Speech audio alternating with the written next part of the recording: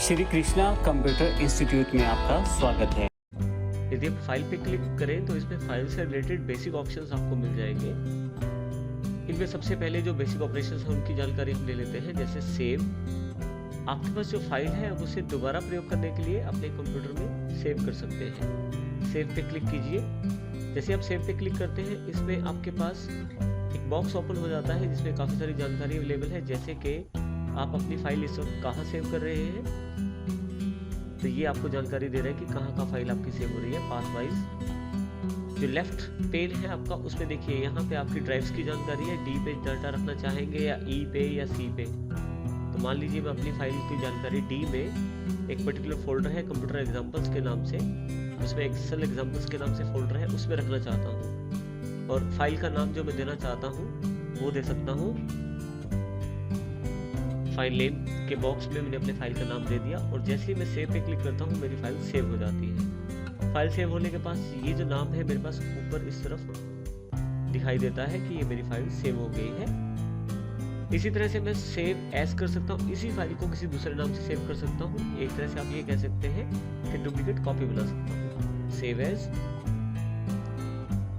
My file 1 के नाम से सेव कर देता हूँ। इस तरह से फाइल पे ओपन का ऑप्शन भी अवेलेबल है। आप चाहें तो किसी दूसरी फाइल को खोल सकते हैं जो आपने पहले से सेव की हो। ओपन पे क्लिक करें। हमारे पास काफ़ी सारी फाइल्स अवेलेबल है ये एक्सेल की। तो जो फाइल मैं क्लिक करके ओपन करना चाहता हूँ उस पर क्लिक करके ओपन कर दें। देखिए मेरे पास पूरी जानकारी अवेलेबल हो जाएगी उस फाइल की। ऊपर हमारे पास नाम भी बदल जाएगा उस फाइल का। तो इस तरह से आप प्रयोग कर सकते हैं दूसरी फाइल। इसके अलावा किसी फाइल को बंद करना है तो क्लोज से बंद कर सकते हैं। आप यही काम यहाँ से भी कर सकते हैं इस क्रॉस एरो से। यदि आप ऊपर से बंद करते हैं तो पूरा एक्सेल एप्लीकेशन ही बंद हो जाएगा आपका। नीचे से बंद करेंगे तो पर्टिकुलर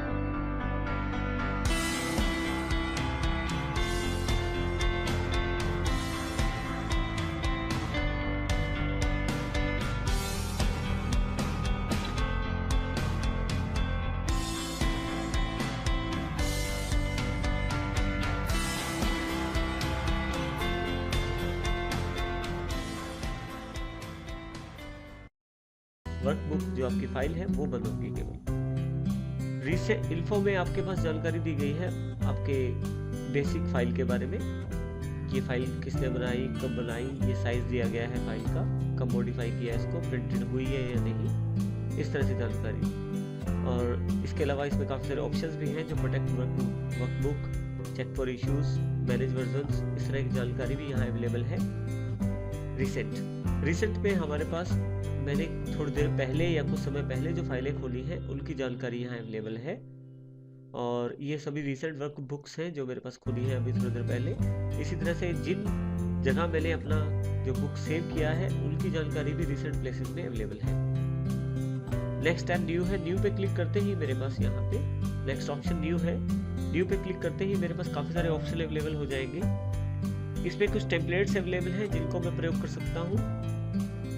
रिसेंट टेम्पलेट्स है, सैंपल टेम्पलेट्स और ब्लैंक वर्कबुक जो कि बिल्कुल खाली बुक होती है उसका प्रयोग कर सकता हूँ। और मैं चाहूँ तो ऑनलाइन काफ़ी सारी इंफॉर्मेशन अवेलेबल है office.com पे, उनका प्रयोग भी मैं कर सकता हूँ अपनी शीट्स को तैयार करने में, अपने डेटा को तैयार करने में। ब्लैंक वर्कबुक तैयार करने के लिए मुझे यहाँ क्रिएट पे क्लिक करना पड़ेगा। जैसे मैं क्रिएट पे क्लिक करता हूँ मेरे पास बिल्कुल ब्लैंक वर्कबुक अवेलेबल हो जाएगी जो कि एक नई फाइल के रूप में है।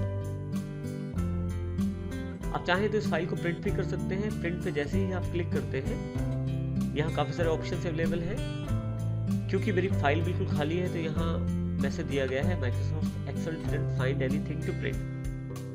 मैं फाइल खोल लेता हूँ जिसमें जानकारी हो। इसके लिए मैं रिसेंट का प्रयोग करता हूँ। कंपनी डेटा की फाइल खोल लेता हूँ। अब फाइल पे जाता हूँ मैं यहाँ से। और प्रिंट ऑप्शन का क्लिक करता हूँ। देखिए यहाँ प्रिंट प्रीव्यू अवेलेबल हो जाएगा मेरे पास, जिसकी मैं प्रिंटिंग चाहता हूँ। यहाँ से मेरे पास कुछ जानकारी अवेलेबल है, जैसे कि कितनी कॉपीज निकालनी है उस फाइल की मुझे, और मेरा प्रिंटर कौन सा है। यहाँ मेरे प्रिंटर का नाम अवेलेबल हो जाएगा यदि आपका प्रिंटर इंस्टॉल्ड है तो। मेरे पास अभी कोई प्रिंटर इंस्टॉल्ड नहीं है, इसलिए कोई भी प्रिंटर का नाम अवेलेबल नहीं है। उसके अतिरिक्त आप यहाँ पे पेजेस बता सकते हैं कहाँ से कहाँ तक आपकी प्रिंटिंग अवेलेबल हो, और यहाँ से प्रिंट एक्टिव शीट्स, या आप चाहते हैं कि पूरी वर्कबुक प्रिंट की जाए, या अगर आपने कोई पार्ट सिलेक्ट किया हुआ है तो आप प्रिंट सिलेक्शन से भी प्रिंट निकाल सकते हैं। इसके अतिरिक्त कोलेटेड ऑप्शंस अवेलेबल हैं, जिसमें आप सेट वाइज डेटा निकाल सकते हैं, जैसे कि आपके पेजेस, जैसे यहाँ हमारे पास 9 पेज दिखाए गए हैं फाइल में। तो अगर मैं कोलेटेड ऑप्शन ऑन करता हूँ तो पहले एक सेट निकलेगा 1 से 9 पेजेस का, फिर दूसरा सेट 1 से 9 पेजेस का। इस तरह से जितनी कॉपीज मैं बताऊंगा उतने सेट वाइज मेरे पास कोलेटेड बुक्स तैयार हो जाएंगी। और यदि अनकोलेटेड करता हूँ तो मान लीजिए मुझे 5 प्रिंट आउट चाहिए, तो पहले फर्स्ट पेज के 5 निकलेंगे, फिर सेकंड पेज के 5, यानी कि ये कोलेटेड ऑप्शन में नहीं होगा, अनकोलेटेड ऑप्शन में होगा। इसके अतिरिक्त यहाँ से पेज साइज चूज कर सकता हूँ मैं। पेज साइज आपकी आवश्यकता अनुसार हो सकता है। नॉर्मल पेज साइज A4 है, जो कि 4 स्टेट पेपर होता है। इसके अतिरिक्त आपके प्रिंटर पे भी निर्भर करता है कि वो कितना बड़ा पेज साइज निकाल सकता है। तो आप मुख्य पेज साइज यहाँ से सेट कर सकते हैं, जैसे मैंने यहाँ A4 सेट कर दिया है। और नेक्स्ट ऑप्शन जो हमारे पास अवेलेबल है मार्जिन का, नॉर्मल, वाइड, नैरो मार्जिन, 3 तरह के मार्जिन अवेलेबल है यहाँ पे। आप चाहें तो कस्टम मार्जिन से अपना मनपसंद मार्जिन भी सेट कर सकते हैं। नॉर्मल मार्जिन, वाइड मार्जिन में मार्जिन ज़्यादा हो जाएगा तो डेटा कम आएगा इसमें, नैरो में मार्जिन कम हो जाएगा और डेटा इसमें ज़्यादा आएगा। जैसे वाइड को क्लिक करता हूँ तो देखिए यहाँ पे मार्जिन ज़्यादा होने की वजह से डेटा कम आ गया, और इसी तरह से अगर मैं नैरो कर देता तो उसमें डेटा ज़्यादा आ जाता है और जगह भी ज़्यादा हो जाती है। बाय डिफ़ॉल्ट नॉर्मल मार्जिन पे प्रिंट करते हैं हम इसे। इसके अतिरिक्त आपका जो डेटा है उसको आप किस स्केल पे प्रिंट करना चाहते हैं। फिर शीट ऑन 1 पेज, एक शीट जो है एक पेज पे प्रिंट हो जाए उसका, और क्या सारे कॉलम एक पेज पे प्रिंट हो जाए, या एक सारी रोज एक पेज पे प्रिंट हो जाए। इस तरह से आप अपनी ऑप्शन सेट कर सकते हैं, और जैसे ही आप यहाँ से प्रिंट की कमांड देते हैं प्रिंटिंग आपके पास अवेलेबल हो जाती है। Next option save and send का है। आप इन ऑप्शंस का प्रयोग करते हुए अपनी फाइल को सेव भी कर सकते हैं और सेंड भी कर सकते हैं। सेंड यूजिंग ईमेल, आप डायरेक्ट मेल कर सकते हैं, मेल से रिलेटेड ऑप्शंस सेट कर सकते हैं। इसी तरह से आप सेव टू वेब और सेव टू शेयर पॉइंट, जिस तरह के ऑप्शन चाहें उस प्रकार का आप कार्य कर सकते हैं। यहाँ नेक्स्ट ऑप्शन है हेल्प का। अगर आप किसी प्रकार की हेल्प चाहते हैं तो आप हेल्प का प्रयोग भी कर सकते हैं। यहाँ पे एक्सेल का ऑप्शंस में आपके पास काफ़ी सारे ऑप्शंस अवेलेबल हो जाते हैं एक्सेल में, जिन ऑप्शंस के आधार पे आप काफ़ी सारी सेटिंग चेंज कर सकते हैं एक्सेल के अंदर। जैसे जनरल में मैं यहाँ कलर स्कीम चेंज कर देता हूँ, इसको ब्लैक कर देता हूँ और ओके कर देता हूँ। देखिए मेरे पास एक्सेल का जो कलर है, वो जो थीम कलर है वो ब्लैक हो गया है। इसको फिर से ठीक कर देते हैं ऑप्शंस पे। यहाँ से मैं सिल्वर कलर ले लेता हूँ और ओके कर देता हूँ। इस तरह से काफ़ी सारे ऑप्शन हैं आपके पास जिनको आप चेंज कर सकते हैं अपनी आवश्यकता अनुसार, और जैसे ही ओके करते हैं आपके पास वो एप्लीकेबल हो जाते हैं। लास्ट है एग्जिट ऑप्शन। एग्जिट करते ही आप फाइल और एप्लीकेशन से बाहर आ जाएंगे और ये फाइल और एप्लीकेशन आपकी क्लोज हो जाएगी। क्लोज होने से पहले वो आपसे कंफर्मेशन करेगी कि क्या जो डेटा आपका कुछ चेंजेस अगर हुए हैं तो क्या सेव करना चाहेंगे या नहीं सेव करना चाहेंगे। यदि आप सेव करना चाहते हैं तो सेव पे क्लिक कर दीजिए। अगर आप जो डेटा चेंज किया है उसको सेव नहीं करना चाहते हैं तो डेट सेव पे, नॉट सेव पे क्लिक कर दीजिए।